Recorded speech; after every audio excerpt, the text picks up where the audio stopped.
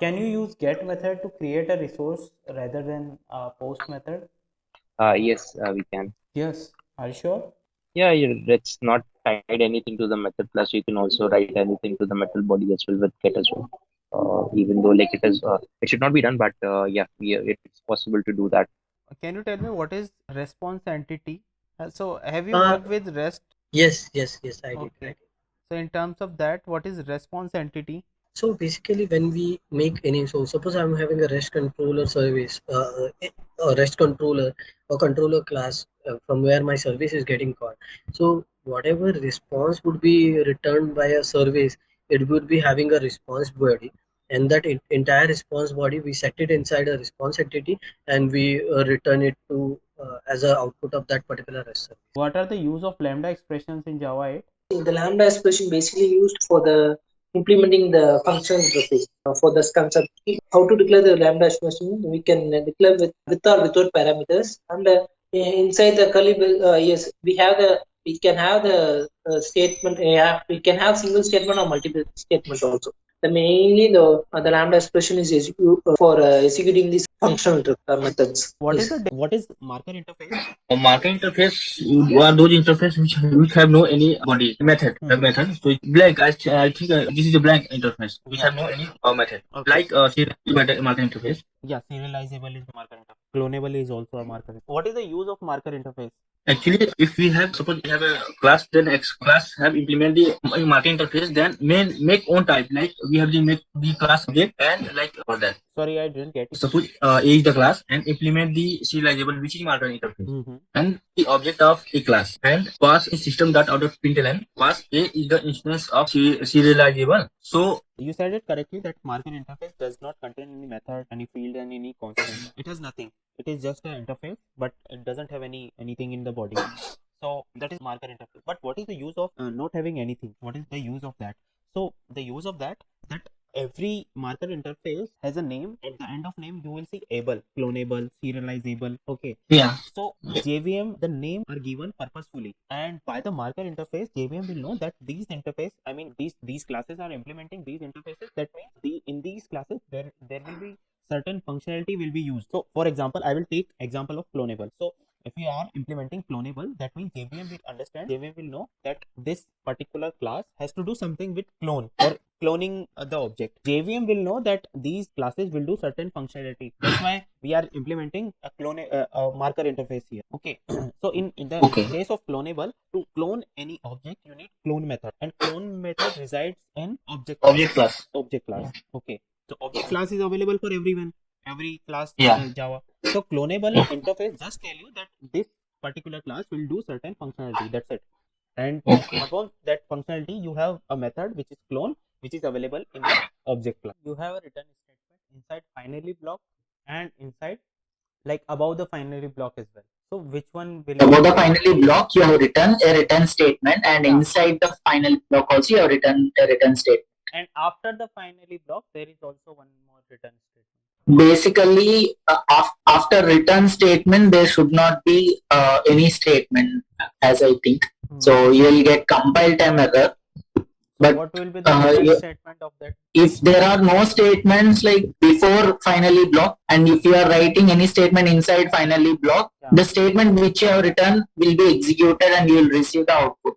But I don't know like whether writing a return statement and after writing that finally will execute, I don't know. But I think if I write like that, we'll get compile time error. But writing a return statement inside finally will not throw any error. If I give you one scenario, can you tell me the logic how you will do it? Like suppose you need to find duplicate characters in string.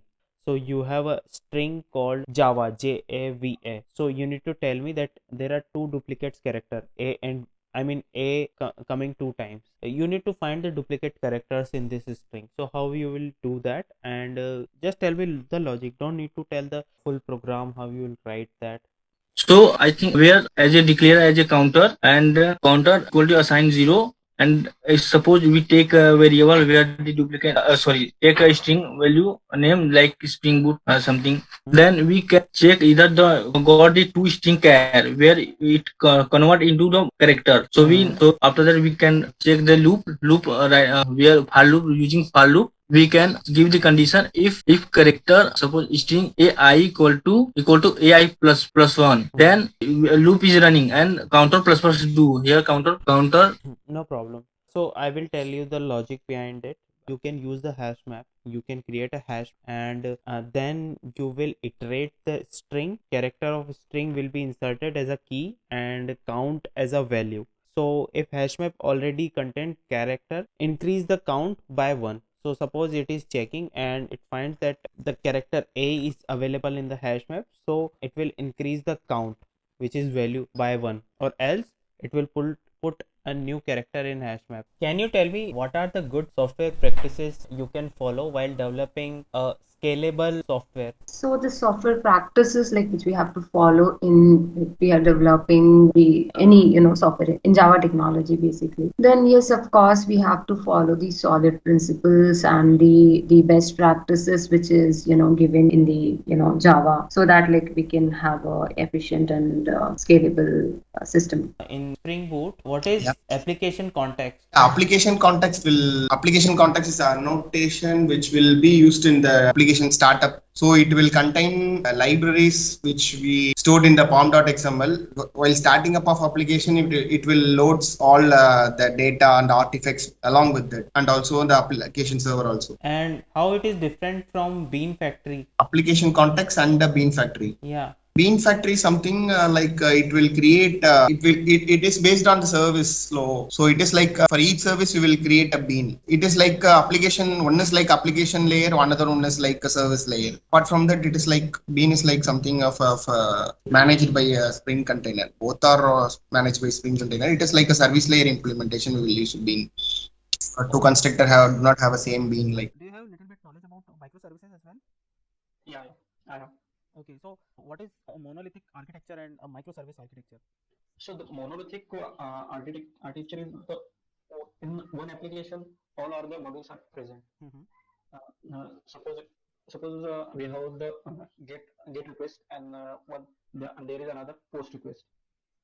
So in general, I'm talking. So this request is comes in under one application. If our get request is get failed or get any issue in that, so our post request module also get fails. So it fails whole application.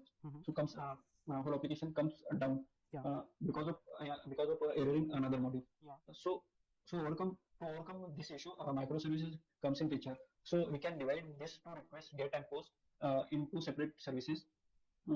So get request module work independently, and post module request will work independently. So if any one of them is get failed, so it will not impact the other module. Yeah, correct. Yeah, correct. So this microservice architecture has various advantages over monolithic architecture. Like I mentioned few of them already. Like we have the, sorry. There are also more features in there are many. microservice. There are the most of the important you can create. Yeah, tell me. Most important advantage is this. So we can we divide our module in separate services, so they work independently, and also intercommunication in microservices we can do. Also scaling, dynamic scaling we can do in microservices. Yeah. And another, currently I'm reviewing this much. Yeah, there are many debugging. You can debug a single module and see if it is working fine or not. And there are circuit breakers which are introduced, like circuit breaker means there are also multiple instances you can create of a single microservice which is used in multiple time, or the user base is very big for that particular microservice, so you can create multiple instances, or you can use circuit breaker. If one service goes down, then the circuit trips up and like multiple requests will stop coming in, so it will save our thread pool also. What is comparable and comparator? Which one you will use in which scenario? So comparable interface, which is having a method compare to, while comparator is having a compare method which we have to pass to object. So comparable is implemented in a class itself. Okay, and comparator, like suppose I have to sort or compare in by ID or by name. So in that case, comparator will be getting used, so that we can we can create a separate class like compare by ID, and we can implement that comparator interface. and we can use it in my class where, like, suppose customers or employees a class. So there I can use. So comparator is used when we have to compare by specific. So if you want to give comparison logic by yourself, then Comparator we can use specifically, like suppose by ID only or by name only, like that I have to use, suppose. so can you tell me what is a hash set? What is the features of a hash set? Hash set is the feature is that means you cannot add duplicate data in it, and you can not add null value also.